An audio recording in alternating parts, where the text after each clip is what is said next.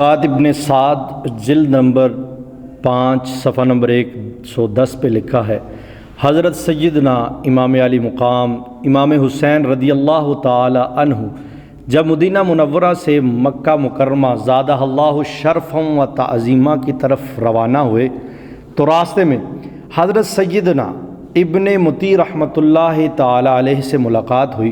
انہوں نے عرض کی، حضور میرے کنویں کے اندر پانی بہت کم ہے، براہ کرم آپ نواسہ رسول ہیں، جگر گوشہ بطول ہیں، آپ دعائے برکت فرما دیجئے۔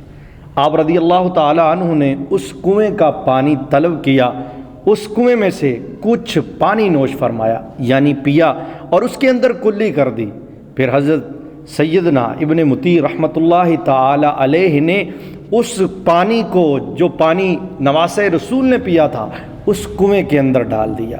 اللہ اکبر۔ سیدنا ابن مطیع رحمۃ اللہ تعالی علیہ بیان کرتے ہیں کہ وہ پانی میں نے جیسے ہی کنویں کے اندر ڈالا، اللہ اکبر، کنویں کا پانی اوپر اور زیادہ آ گیا اور اس کا پانی پہلے سے بھی زیادہ میٹھا ہو گیا۔ قربان جائیے نواسہ رسول جگر گوشہ بطول رضی اللہ تعالی عنہ کی کتنی بڑی کرامت ہے کہ آپ کے لب مبارک جس پانی سے مس ہو جاتے ہیں، اس کا پانی اگر کنویں میں ڈال دیا جائے تو وہ کنواں ابل پڑتا ہے۔